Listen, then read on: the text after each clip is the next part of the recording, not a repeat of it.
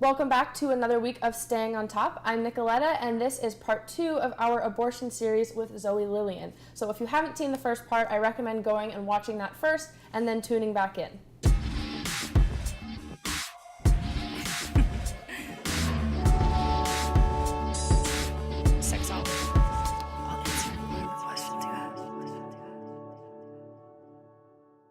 I do transportation and I am an escort, and then I realized I wanted to do more. So this summer I became what's called an abortion doula.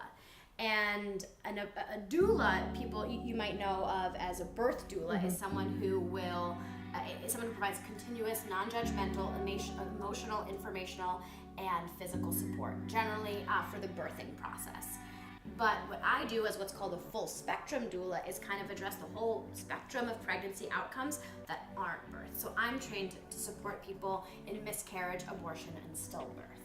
Wow. So I actually volunteer at a clinic, and I'm there for patients if they want me. If they don't want me, then that's fine. What a crucial time to have somebody there to support you. Yeah, it's really sad. I mean, it's not really sad, but there are a lot of people who have nobody in there with them. And that can be for a variety of reasons. You know, your partner might not be able to take the time off work to come with you. You might not be able to tell anybody. How many people in the country get an abortion?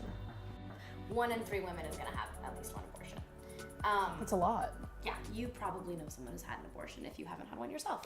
And I think that the more people are like, oh yes, I've had an abortion, and yes, it can be a very weighty, difficult experience. And I honor that and I respect that. And for a lot of people, it's challenging and they feel sad, like they really are losing something, but it's still their choice. It is a loss. Right, for some people. And for some people, it's not at all. And it's very easy and very simple. And there's this whole range of ways that we process abortion. And so there should be a whole range of how we talk about it. I think it's important for people out there to realize that even if you might be doing this as your choice and exercising your pro-choice, you can still have a feeling of grief and loss. Absolutely, and there are great resources out there. So if you've had an abortion or you're thinking of having an abortion, there's some great hotlines out there.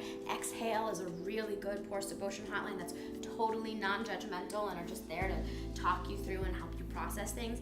And a really great thing to do, and this can be challenging, is to just talk to your friends about it, because you'd be really surprised at how many of them will say, yeah, I've had an abortion too. So what are some of the responses you've gotten from people you have doula'd? Is that the proper word? Doula? Yeah, I say doula. I don't know if that's proper. Doula is actually your clients. Your doula is whatever. Actually the Greek word for female slave, which I think is really interesting. Interesting. I know, but it's more about taking care of womanly things, I believe. But no, I mean, it sounds people, like such a beautiful word. Not that female slaves can't be beautiful as well, but that's that's the BDSM video. Yes. If you're having a second trimester abortion, generally you're going to be put under, and it'll be a 2-day procedure where the first day they insert laminaria, which dilate your cervix, and then the second day you'll go under for the dilation and evacuation. And you're not allowed to drive a car after that, and you have to have somebody check you out. And if you don't have anybody to check you out, then that's where you come in. That's where I come in. I'm only in the room for DNCs, which is kind of... What does that mean? So it would be for a people dilation don't know. and a curettage, which is kind of like the OG form of abortion, which is insert a speculum into the vagina, and then you're going to dilate the cervix, and then a long metal thing with a loop on the end would be used to scrape the walls of the uterus. Okay. That's really not done so much anymore. Typically they're more suction abortions, which can either be manual or a vacuum. And so the procedure itself isn't painful generally, or if not always, unless there's some kind of allergy. The doctor performing the abortion will inject lidocaine into the cervix. So lidocaine is a numbing thing. It's a numbing agent, absolutely. And so that kind of discomfort, you don't feel so much the cervix stuff, but when you're pregnant, your uterus is getting bigger, so when you're removing the contents of the uterus, your uterus will be shrinking back to normal size, and that can be really significant cramping and pain.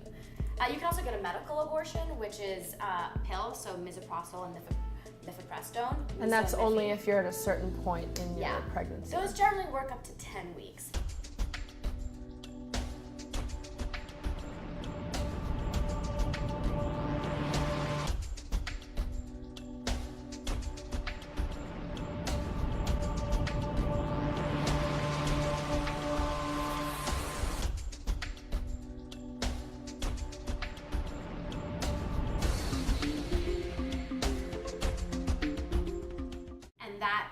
do in the comfort of your own home.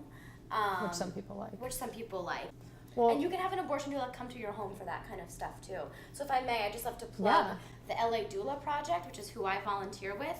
And if you're going to have an abortion and you don't have anybody who can go with you, you can reach out to the LA Doula Project. And maybe you'll get Zoe. And maybe you'll get me, or maybe you'll get one of the wonderful other doulas I work with. And if you're not in LA, most cities do have a doula project. There's a Bay Area Doula Project. There's in New York. There's the Doula Project, which is the New York Doula Project, because we know how New Yorkers are. And so if this is something that you or a friend is going to do, there are people out there who want to volunteer their time. This is something that I do free of charge. Most people do this free of charge, just to help make what can be a really challenging experience just a little bit easier. Thank you so much for joining us and telling us about this. My pleasure. If you want to hear more from Zoe, let me know, leave a comment, and subscribe so we can bring her back to talk more about all the amazing things that she does.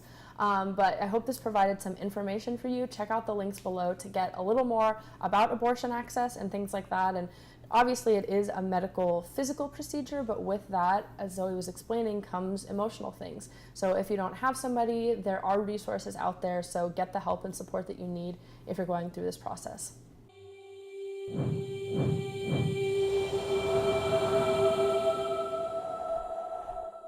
Cool, amazing, yay, I love you, I'm gonna run.